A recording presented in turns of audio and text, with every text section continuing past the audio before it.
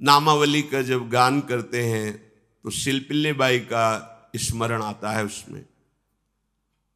सुत बिस दियो पूज शिल्पिल्ले भक्ति रशीली पाई। देखो कितना विश्वास होता है भक्त को, कैसा वो श्रद्धावान होता है। एक राजकुमारी और दूसरी एक जमींदार की पुत्री, दोनों को मित्रता थी। एक दिन राजा के यहां भगवत प्रेमी महात्मा आए। वो संत सेवी राजा थे, महात्मा जन आते रहते थे और महात्माओं का कार्य ही होता है निरंतर अपने प्रभु की सेवा और सुमिरन में मगन रहना। सेवा सुमिरन ये बहुत बड़ी सामर्थ्य है। अगर हम हर समय सेवा और सुमिरन में रहें तो कभी कोई माया प्रपंच हमें परास्त नहीं कर सकता। जहां हम सेवा सुमिरन से अलग हुए वहीं माया का प्रभाव पड़ता है। भगवान का शालिग्राम स्वरूप उनके पास था, खूब भाव से सेवा कर रहे थे और नवीन अवस्था की कोमल हृदय वाली ये दोनों सखियां देख रही थी। इनके मन में आया ऐसे हम भी ठाकुर सेवा करेंगे। देखने से सुनने से हमारे हृदय में प्रभाव पड़ता है। गंदी बातें देखेंगे, गंदी बातें सुनेंगे, उसी का चिंतन होगा, हृदय गंदे आचरणों की प्रेरणा वाला बन जाएगा। अगर हम भागवतिक बातें सुनेंगे, भागवतिक दर्शन करेंगे तो भागवतिक चिंतन होगा, हृदय भागवतिक प्रेरणा वाला बन जाएगा। कई दिन संत भगवान रुके, रोज सेवा कीर्तन कथा, सरल हृदया। उन दोनों सखियों में बात आई कि चल करके संत भगवान से कहते हमको भी ठाकुर जी दीजिए। दोनों ने चरण पकड़कर प्रार्थना की, गुरुदेव हमारे हृदय में भी इच्छा हो रही कि हमें ठाकुर सेवा मिले। अब दोनों बच्चे ही थे। संत भगवान ने विचार किया सेवा पद्धति में बहुत सावधानी की आवश्यकता होती है। अभी ये बच्चे हैं, कहीं सेवा अपराध न बन जाए। सेवा अपराध भी होता है। उपासना में चलने वाले उपासक को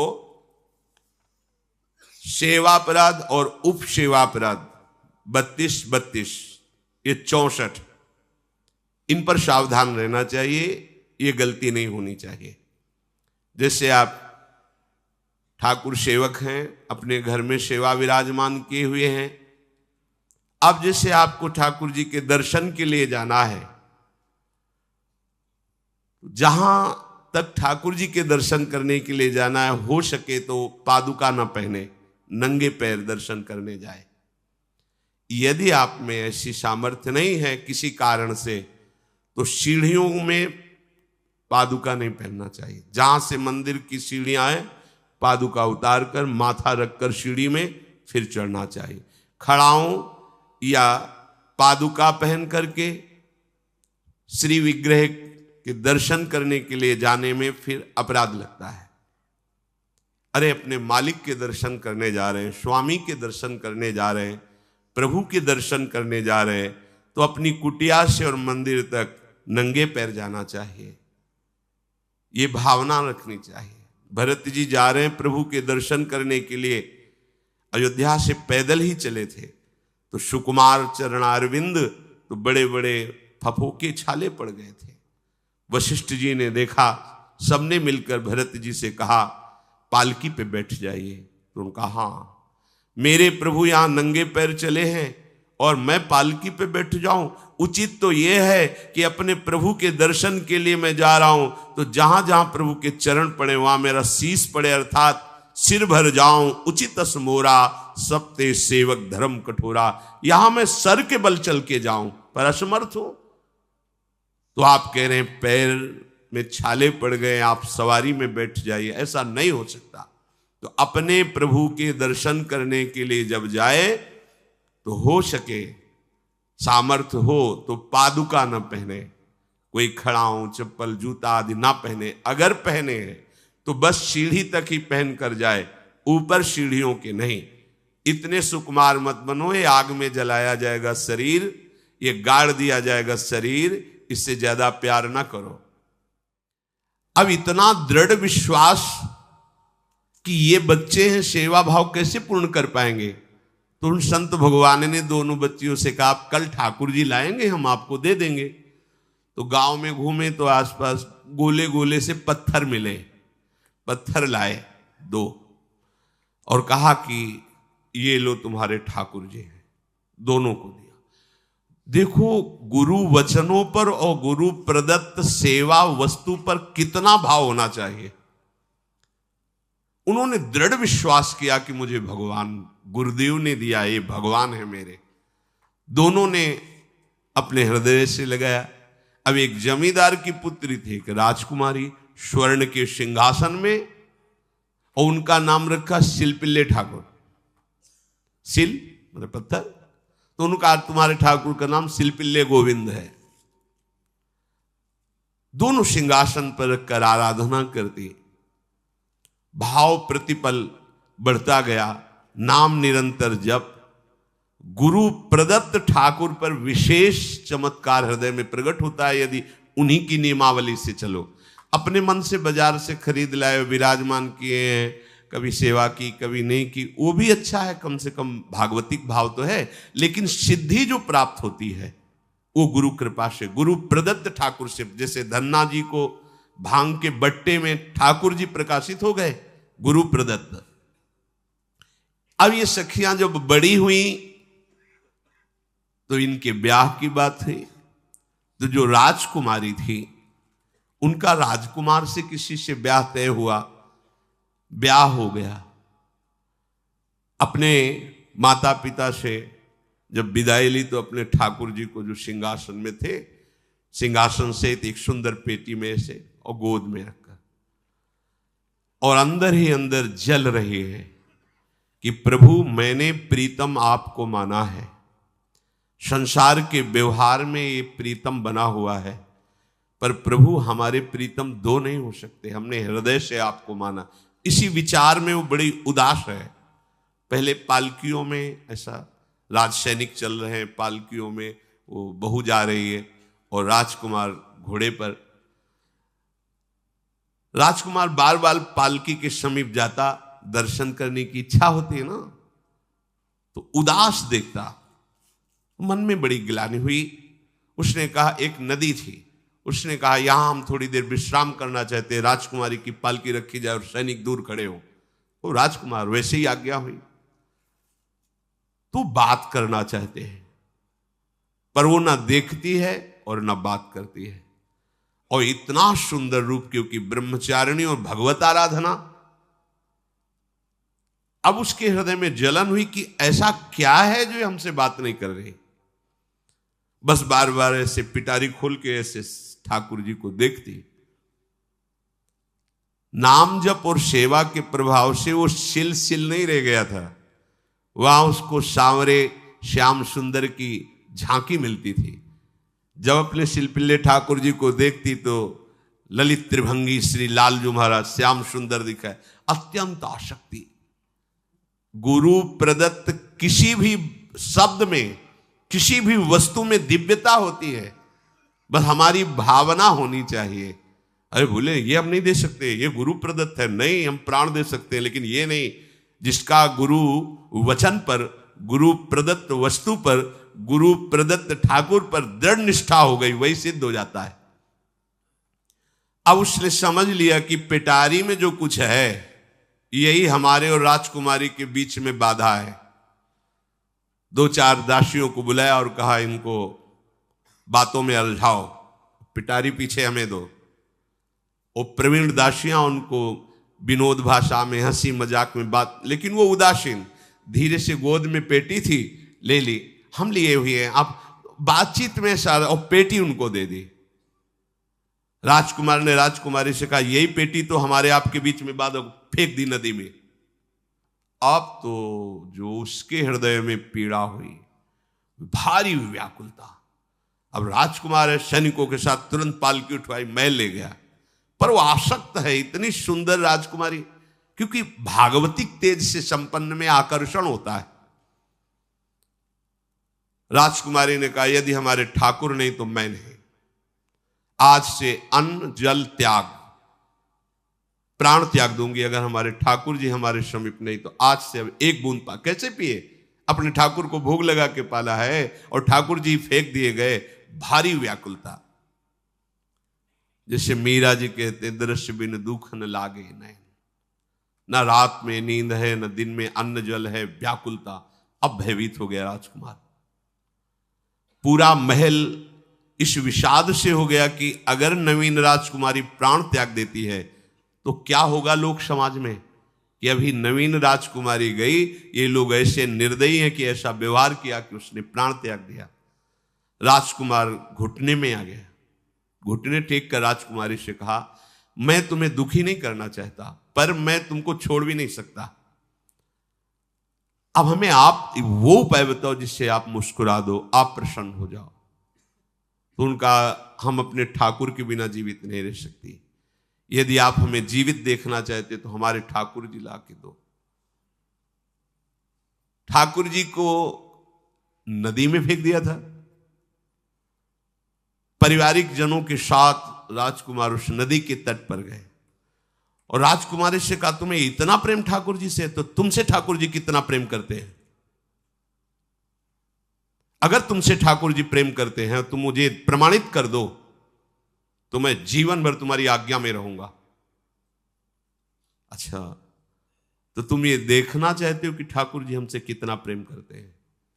हाथ फैलाया और आर्त भाव से पुकारा कि गोविंद, अब आपके बिना मैंने जीवित नहीं रहना। अंदर से जेव ही प्रार्थना की तो जल से सिंहासन सहित सिलपिल्ले भगवान जैसे कोई वायु के प्रवाह में आ रहा हो, ऐसे आए और छाती से चिपक गए। पूरा परिवार, राजकुमार ये देख रहा था। हृदय से ठाकुर जी चिपक, जीवन भर के लिए दासत्व स्वीकार कर लिया और कहा, जैसी आप आज्ञा करोगे। जैसे मीरा जी, जब राणा जी से ब्याह हुआ तो प्रथम मिलन की रात में मीरा जी ने कहा, सावधान, तुम हमारे पति नहीं हो, मेरा सुहाग गिरधर से है, श्याम सुंदर ही मेरे पति हैं। व्यवहार में तुम पति बने हो। यदि हमारी बात समझ पा रहे हो तो जीवन में कभी हमारा स्पर्श मत करना। ये जीवन केवल गिरधर के लिए, दूसरे के लिए नहीं। उतर गए शैया से और जैसे सेवक होता है, बोले, अहो भाग्य, मुझे ये सौभाग्य मिला कि इतनी महाभाग्यवती की सेवा करने का। एकांत में मैं सदैव तुम्हारे शिष्य की तरह बर्ताव करूंगा, पर समाज में तुम्हें बहू की तरह बर्ताव करना होगा, नहीं तो लोग जीने नहीं देंगे। समाज में पत्नी की तरह और एकांत में गुरु शिष्य के। तुम हमारी गुरु होगी और हमसे ऐसा ही बर्ताव राणा ने जी, ऐसा ही उस राजकुमार ने दी। हमारी भागवतिक निष्ठा ऐसी होनी चाहिए कि जो गुरु जी ने मंत्र दिया है, जो गुरु जी ने उपासना दी है, उसमें दृढ़ विश्वास होना चाहिए। हमारे अंदर किंचन मात्र फिसलाव नहीं होना चाहिए। और आ गए जो महामहिम सूत्र है, जब तक हमारा मन प्रभु में समर्पित ना हो जाए तब तक पाप होने की संभावना होती है। बड़े बड़ों से चूक हो जाती है। इसमें यह नहीं कहा जा सकता कि हम इतने वर्ष से साधन में लगे, हमसे चूक नहीं होगी, ये तो भूल जाना। बड़े बड़ों से चूक करवा देना माया का कार्य होता है, पर जिनका मन प्रभु को समर्पित हो गया है उनसे चूक नहीं हो सकती। इसलिए जो अगला सूत्र वर्णन किया कि जितने भी पापाचरण होते हैं वो सब मेरे से होते हैं, ऐसा उपासक दृढ़ निश्चय करे। ऐसा नहीं कि पापाचरण भगवान से, भगवान करा रहे हैं। जिन लोगों का एक प्रश्न होता है कि जब सब कुछ भगवान करा रहे हैं, भगवान की इच्छा के बिना पत्ता भी नहीं हिलता, तो जो हम पापाचरण, गलत आचरण, वो भी तो भगवान ही करा रहे हैं। इस विषय को समझना है। आज के समाज का जो मानसिक स्तर है, जब हम त्याग की बात करते हैं कि गंदे आचरण नहीं करने चाहिए, तो जो समझाया जाता है और जो समझ है आज की आधुनिक, वो ये समझ है कुछ ऐसे जनों ने ये निर्धारित भी किया है कि बहुत भोग कर लेने पर फिर समाधि की प्राप्ति होती है। अगर ऐसा होता तो लाखों लोग समाधि को प्राप्त होते, लाखों लोग बिना साधना के। क्यों? बचपन से लेकर के पूरे जीवन तक भोग ही भोग रहे, सब समाधि में पहुंच जाते। प्रायः सबके दिमाग में बात बैठी है कि अगर हम भोग ले तो हम मन को समझा सकते हैं, लेकिन आप बात अनुभव की समझ लीजिए कि आप भोगने के लिए जो ही गए तो मन के गुलाम बन करके गया, वो कभी तुम्हें मुक्त होने का अवसर नहीं देगा। और आज तक किसी ने भी ऐसा नहीं कहा भोग भोगने के बाद कि आज के बाद मैं प्रण करता हूं, मैंने जान लिया कि इसमें सुख नहीं है, आज के बाद कभी भोग नहीं भोगूंगा। कभी किसी ने नहीं कहा। सबको इस दलदल में गिरने के बाद सदगुरु या भगवान ने ही निकाला है, स्वयं आज तक कोई निकल नहीं पाया, कोई नहीं निकल पाया। ये ऐसा दलदल है। पर लोगों की भ्रांति रहती है कि ये जो मेरा मन जिन भोगों के लिए लालायित हो रहा है, उन भोगों को खूब भोगूं, फिर बाद में अनुभव जब हो जाएगा तब हम इनका त्याग करके फिर भजन मार्ग में चलेंगे। जो भजन मार्ग में चलते हैं उनके मन में भी लगा रहता है कि अगर एक बार भोग लूं तो मन को समझा तो सकता हूं। यह है आधुनिक सोच, यह है हमारे मानसिक सोच का स्तर। सब लोग देख लीजिए। अब भागवतिक सोच और शास्त्र सिद्धांत का जो मत है वो ये है, ये डंके की चोट से गाया गया है और इसी मार्ग में चल करके समाधि को प्राप्त हुए महापुरुष। एक भी कोई ऐसा समाधिस्थ महापुरुष बता दिया जाए विश्व में जिसने भोगों के भोगने के बाद समाधि को प्राप्त हुआ हो। जैसे हम भोजन कर लेते हैं तो लगता है अब कुछ नहीं, लेकिन 6 घंटे व्यतीत होते होते पर्चा बन जाएगा कि ये चीज फिर चाहिए खाने को। ऐसे ही कोई भोग भोगने के बाद कुछ क्षण के लिए उससे विरति हो जाती है, ठीक है, लेकिन फिर कुछ मिनट होने के बाद फिर नई स्फुरना, नया संकल्प, नई क्रिया, नई भोग वासना सब हृदय में देख लो। इसके लिए किसी और से सलाह लेने की जरूरत नहीं। इसलिए ये जो संतों का मत है, शास्त्र का मत है कि भोगों के भोगने से भोग वासना दृढ़ होती है, कामना बढ़ती है, ना कि शांति मिलती है। लेकिन आधुनिकता में भोगों को भोगने से शांति मिलती है, ऐसी धारणा बनी हुई है और ये गलत है। और ये इतनी गलत हो जाती है कि हम हत्या करने लगते हैं, हिंसा करने लगते हैं, पूज्य जनों के साथ दुर्व्यवहार करने लगते हैं। आज तक भोगों में इति नहीं हुई। देवयानी जी भगवान शुक्राचार्य जी की पुत्री हैं। वो इतनी सुंदर हैं कि कोई अप्सरा भी उनसे होड़ नहीं कर सकती, क्योंकि भगवान शुक्राचार्य की पुत्री जितेंद्री, पवित्र, भगवद आराधन संपन्न। बड़ा प्रसंग है, उसको ना लेते हुए हम सारांश में बता रहे। वृषपर्वा की पुत्री शर्मिष्ठा, ये असुर राजकुमारी है। दैत्यराज वृषपर्वा, उनकी पुत्री शर्मिष्ठा, और दैत्य गुरु भगवान शुक्राचार्य, उनकी पुत्री देवयानी बड़े समाज के साथ जंगल में गई हुई थी। एक बड़ा दिव्य सरोवर था, तुलसी में सब राजकुमारियां स्नान कर रही थी। अचानक वहां से कोई महात्मा निकले तो जल्दी में सबने वस्त्र धारण किए।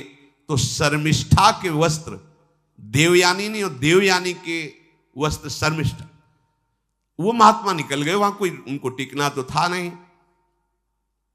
देवयानी ने देखा कि मेरे पवित्र वस्त्र, देवयानी ने वस्त्र धारण नहीं किया शर्मिष्ठा के। जो महात्मा चले तो देखा कि हमारे वस्त्र राजपुत्री शर्मिष्ठा धारण किए। तो उनका, तुझे पता है मेरे वस्त्रों को स्पर्श करने का भी तेरे को अधिकार नहीं, तूने धारण कैसे कर लिया? तो उनका, ज्यादा मत बोल, इतना गुमान करके मत बोल। जैसे सब सेवक पलते हैं मेरे महाराज से, ऐसे तेरा पिता और तू भी मेरे महाराज के द्वारा ही पोषित है, क्योंकि वो तो राजा है, सारी सेवाएं वही देते हैं। ऐसा नहीं बोलना चाहिए, क्योंकि गुरु पुत्री है, आचार्य पुत्री है और सम्माननीय है, पर ऐसा वो बोल गई शर्मिष्ठा। देवयानी ने कहा तुझे पता है अगर मेरे पिता की दृष्टि बदल जाए तो 2 मिनट में देवता तेरे पिता सहित संपूर्ण राज्य को नष्ट कर देंगे। मेरे पिताजी के भय से ही देवता आक्रमण नहीं कर। शुक्राचार्य मंत्रवेत्ता है। ज्यादा बात बढ़ गई तो राजकुमारी का शासन चलता है। उसने कहा इस गुरुपुत्री को उठाकर कुएं में डाल दिया जाए, और उस समय वस्त्र धारण नहीं की हुई थी, उनको उसी स्थिति में डाल दिया गया और वो चली गई। उसी समय शिकार खेलने के लिए महाराज ययाति चक्रवर्ती सम्राट तो आवाज सुनी। सैनिकों ने बताया कि कोई देवपुत्री है, दिव्य तेज प्रकाशित हो रहा है उनके शरीर से, और दूर से देखा है ऐसा लग रहा है कि शायद वो वस्त्रहीन भी हैं।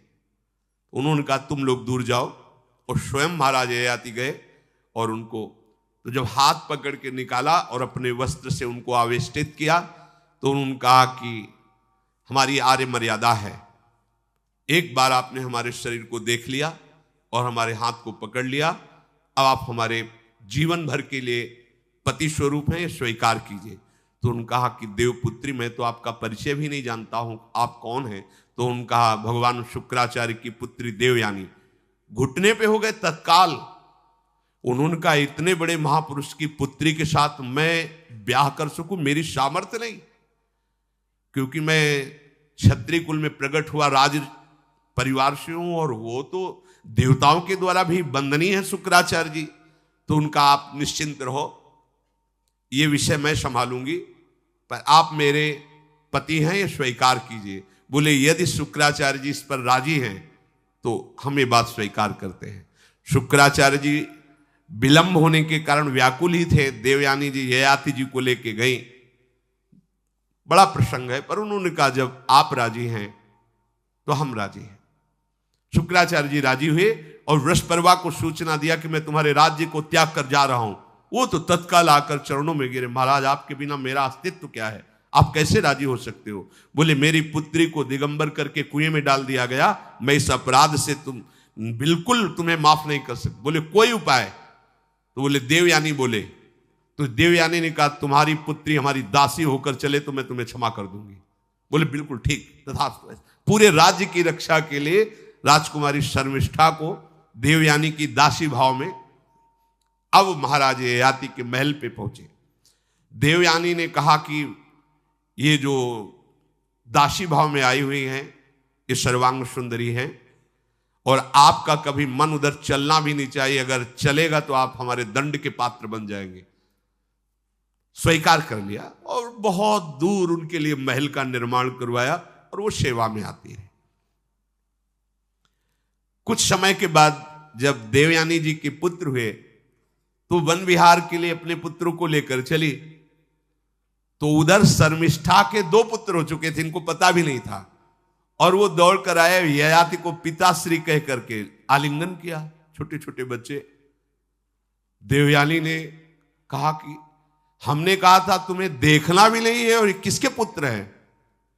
शर्मिष्ठा मुस्कुरा रही थी। देवयानी ने कहा अब तुम्हें दंड देंगी ही देंगी, और चली गई भगवान शुक्राचार्य जी के पास।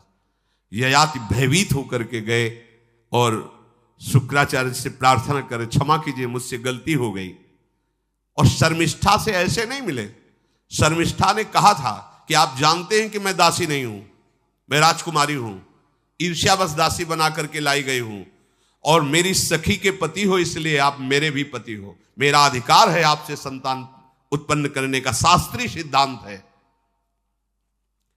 शुक्राचार्य जी ने कहा कि जो देवयानी कहेंगी वही हम मानेंगे, क्योंकि मेरी पुत्री है। क्या चाहती हो? तो बोले पुरुषत्व से इनको हीन कर दो। गुस्सा में आके शुक्राचार्य जी ने कहा तथास्तु। उसी समय महाराज ययाति पुरुषत्व से हीन हो गए और वृद्धावस्था छा गई शरीर में। अब ययाति ने कहा अब सुखी रहोगी तुम। तब देवयानी को भी होश आया कि ये तो क्या हमने अपना ही सर्वनाश कर लिया। कहा पिताजी अब इसका सुधार कैसे होगा? तो बोले जो पुत्र अपनी यौवन अवस्था दे देगा वही यौवन अवस्था इनके ऊपर आ जाएगी, वृद्धावस्था उसके पास चली जाएगी। महाराज ययाति ने अपने बड़े पुत्र यदु जी से कहा, तो उन्होंने कहा इसका प्रयोग कहां होगा? मां के साथ कदापि नहीं। मेरी यौवन अवस्था का प्रयोग मेरी मां के साथ कदापि नहीं, क्योंकि वो बड़े ज्ञानी महात्मा, इन्हीं के वंश में भगवान श्री कृष्ण का प्रादुर्भाव हुआ, इसलिए यदुवंशी कहे गए। सबसे छोटे, शायद उनका नाम पुरु ऐसा कुछ, उन्होंने कहा यह जीवन पिता का दिया हुआ है, इस पर पूरा अधिकार है, आप स्वीकार कीजिए। तत्काल वो वृद्ध हो गए, वो जवान हो गए। कई हजार वर्ष तक उन्होंने अपने पुत्र की आयु का विषयों में सेवन किया। फिर उनके मन में एक दिन बहुत घृणा हुई, धिक्कार है मेरे जीवन को और धिक्कार है इस भोगा शक्ति को। अपनी आयु तो गंवा ही दी, अपने पुत्र की भी आयु गंवा दी, फिर भी वैसे ही भोग वासना। तो उन्होंने सबको शिक्षा देने के लिए बात कही, यत् पृथिव्यां व्रीहि यवं हिरण्यं पशवः स्त्रियः न दुह्यन्ति मनः प्रीतिं पुंसः कामः तस्यते न जातु कामः कामानाम् उपभोगेन साम्यति हविषा कृष्णवर्तमेव भूय एवाभिवर्धते यदा न कुरुते भावं सर्वभूतेष्वमङ्गलं समदृष्टेस्तदा पुंसः सर्वा सुखमया दिशा या दुस्त्यजा दुर्मति भीर्जीर्यतो या न जीर्यते ताम तृष्णा दुःख निवहाम शर्म कामो द्रुतम त्यजेत। जिसका हृदय काम से व्याकुल हो गया है उसको त्रिभुवन की सारी सुंदरी स्त्रियां दे दी जाएं, जौ धान स्वर्ण पशु सब वैभव, तो भी वो कभी तृप्त नहीं हो सकता। ये महाराज ययाति का अनुभव। त्रिभुवन की विषय भोग भोगने से भोग वासना शांत नहीं होती, वरम और प्रबल हो जाती है। जैसे घी की आहुति डालने पर आग भड़क उठती है, वैसे ही भोगों को भोगते ही रहने पर भोग वासनाएं प्रबल रूप धारण कर लेती है और वो इतना कमजोर हो जाता है कि सोचता है मैं इसके बिना जी नहीं सकता। जब मनुष्य किसी भी प्राणी से राग कर बैठता है तो उसके हृदय की सामर्थ्य नष्ट हो जाती है। किसी भी, देखो ना, छोटे छोटे नशाओं में इतना हम आसक्त हो जाते हैं, अब हम इसके बिना जी नहीं सकते। किसी भी वस्तु का जब हम भोग करते इसके बिना जी नहीं सकते। इसलिए सबको संदेश महाराज ययाति देते हैं, यदि तुम अपनी कामना को शांत करने वाले, रोकने वाले बन गए तो दसों दिशाएं तुम्हारे लिए सुखमयी हो जाएंगी। विषयी पुरुष को तृष्णा रात दिन जलाती रहती है, बहुत भोग भोगने पर भी वो कभी शांति या तृप्ति प्राप्त नहीं कर पाता।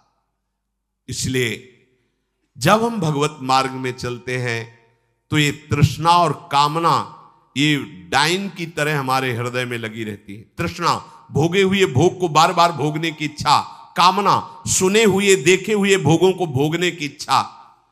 तो उपासक जब तक अपने मन को प्रभु में नहीं दे पाता तब तक मन ये धोखा दे देता है। इसलिए बहुत सावधान रहना चाहिए। प्रभु की शरण में होकर के नाम जप करो और सदैव गुरुजनों की आज्ञा पर रहो, तो ये काम कामना वासना ममता आसक्ति राग द्वेष ये तुम्हें बांध नहीं पाएंगे। इनकी कृपा से आपको भगवत साक्षात्कार हो जाएगा। गुरु वाणी, संतों की वाणी ये हमारा जीवन बन जाए। अगर ये जीवन नहीं है तो फिर मन हमें ऐसी जगह फंसा देगा जहां से हम निकल नहीं पाएंगे। इसलिए सावधान होकर जीवन व्यतीत कीजिए। बड़ा अमूल्य जीवन है, अमूल्य जीवन का लाभ है भगवत प्राप्ति, भगवत साक्षात्कार। श्री राधा वल्लभ लाल।